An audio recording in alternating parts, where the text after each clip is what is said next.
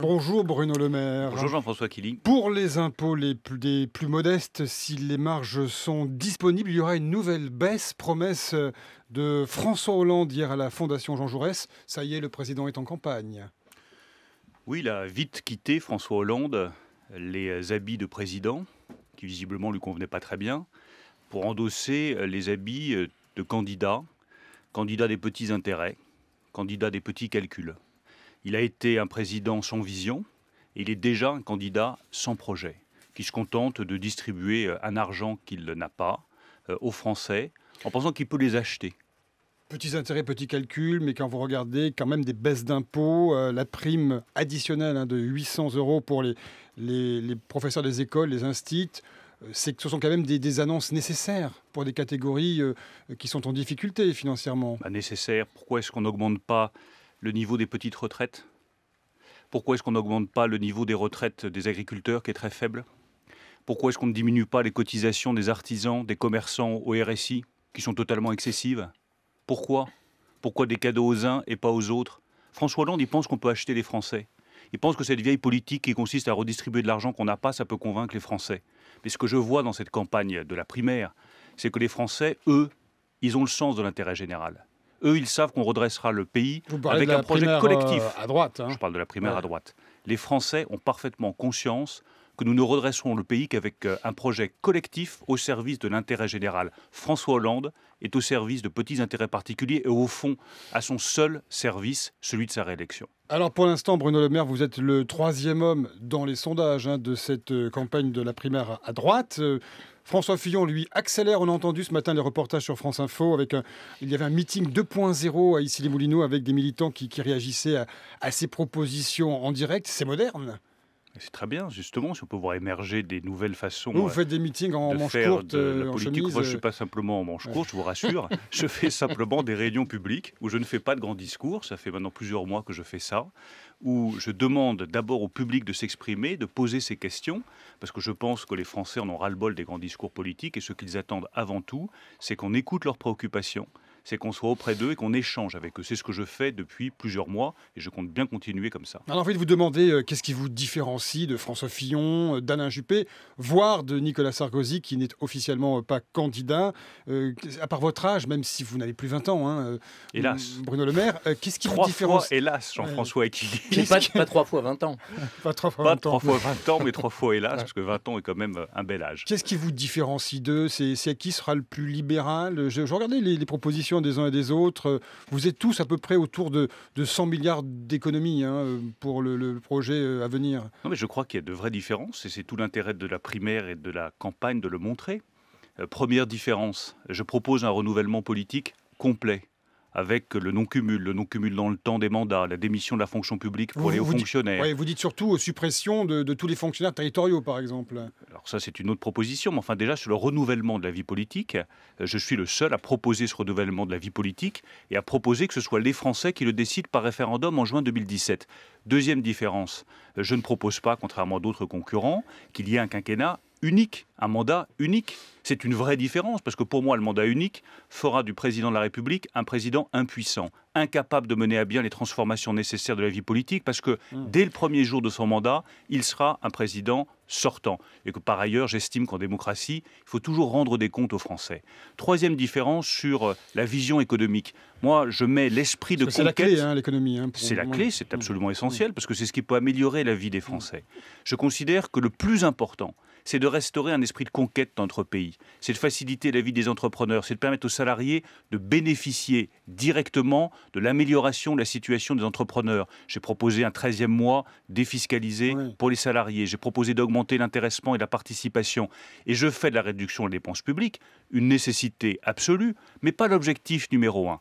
Et je dis attention à ne pas infliger une purge aux Français, attention à ne pas vouloir aller trop vite et à ne pas se précipiter dans la réduction des dépenses publiques, parce que sinon, on risque de menacer la croissance et de menacer la situation des Français. Guy Birenbaum. Mais est-ce que cette primaire, elle vous tire pas tous vers la droite? Je parle des candidats. Regardez votre proposition de traçage, en quelque sorte, des comptes bancaires de ceux qui touchent le RSA. Ça a beaucoup étonné.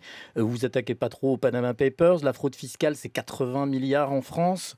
Les salaires salaires exagérés des patrons. Il n'y a pas d'autre sujet que des gens qui touchent 524,68 € en moyenne pour une personne seule, 787,02 € pour un couple.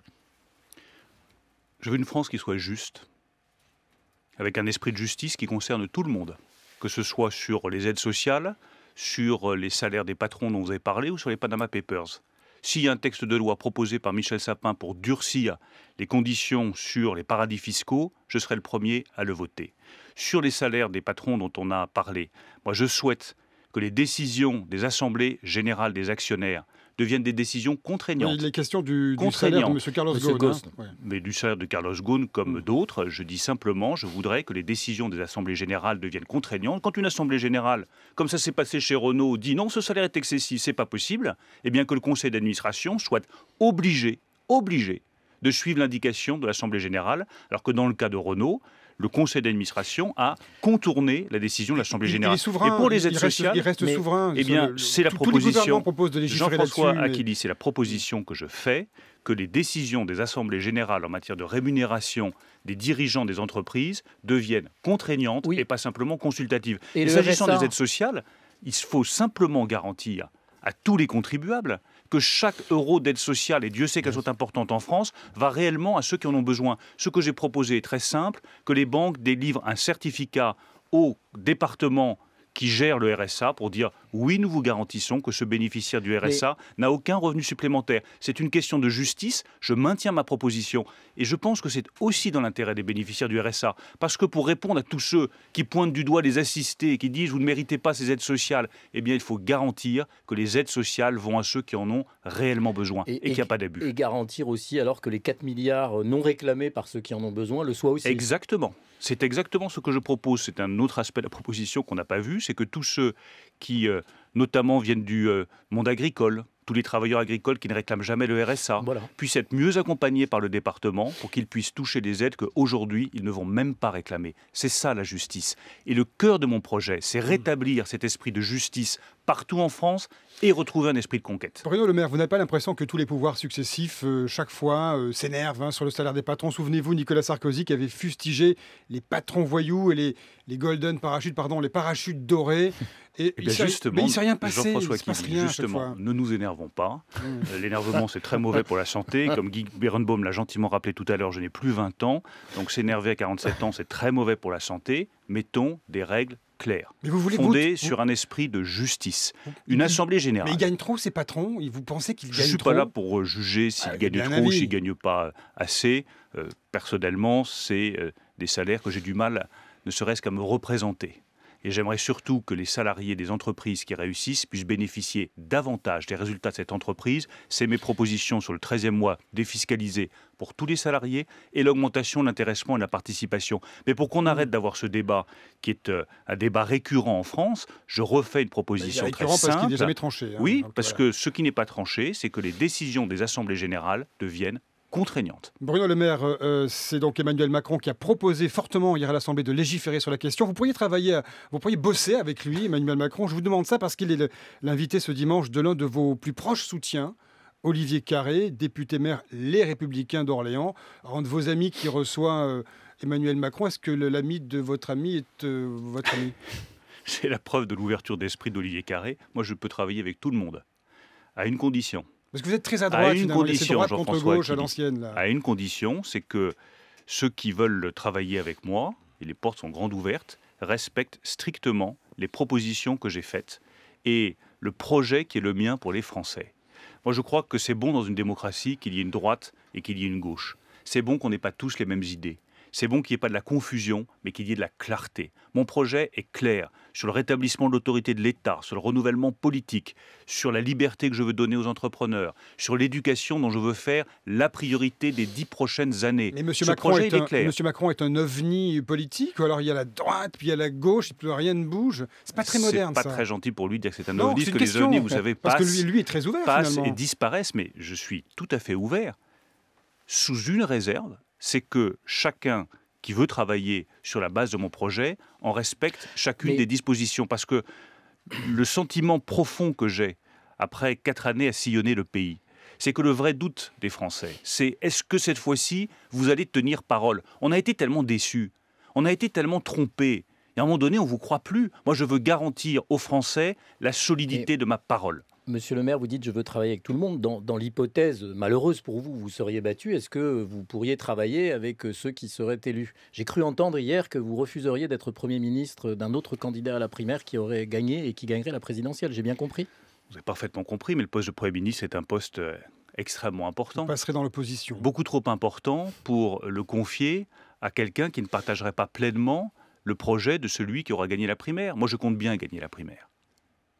Je me bats tous les jours, avec constance, avec détermination, avec enthousiasme pour gagner cette primaire, pour porter un projet de renouvellement complet de notre modèle économique et social, pour restaurer cet esprit de conquête, avec des propositions, je viens de le dire à Jean-François Acqueilly, très différentes de celles de mes concurrents. C'est pas pour dire, si jamais je devais ne pas gagner, ah bah finalement, le poste de Premier ministre me va très bien. Mais c'est-à-dire qu'il y aura ralliement, mais pas adhésion. En gros, ça va être un peu compliqué. Pour éviter entre deux. d'avoir à se poser cette question cornélienne, le plus simple, c'est de gagner la primaire. Et je vous garantis, que le mouvement de fond qu'il y a aujourd'hui en France, c'est un mouvement pour un renouvellement complet des responsables politiques. Que ce ne soit pas les visages qu'on a depuis 30 ans, qu'on n'ait pas les responsables qui ont gouverné le pays et qui ont échoué, qui n'ont pas donné les résultats qu'attendaient les Français. Il est temps que la France écrive une nouvelle page de son histoire. C'est ce que je veux faire avec les Français. Bien sûr, mais on peut vous objecter que vous avez gouverné.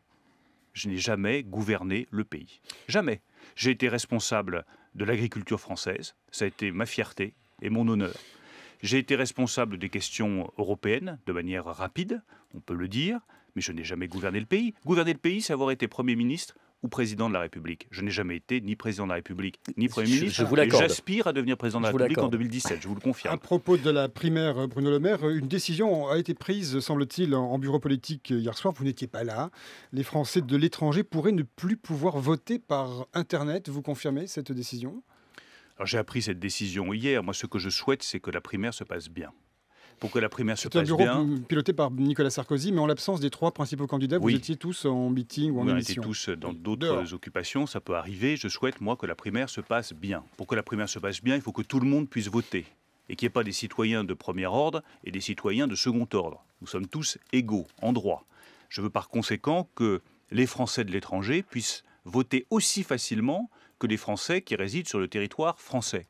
Donc je propose personnellement que le vote soit un vote par Internet. Ça me paraît beaucoup plus simple pour les Français de l'étranger. C'est une question de respect pour les Français de l'étranger, qui puissent voter facilement. Et donc je demande à la haute autorité de trancher cette question. Pour ma part, j'estime que la seule façon pour les Français de l'étranger de voter facilement, c'est le vote par Internet. Vous pensez que ce scrutin aura lieu de façon très régulière, très transparente? Vous le souhaitez? Parce que chaque fois on se pose la question sur les primaires, vous le savez. Je le souhaite. Merci Bruno Le Maire, ce sera le mot de la fin, un peu mystérieux d'ailleurs. Merci à vous. Un peu de mystère, c'est toujours bon en politique.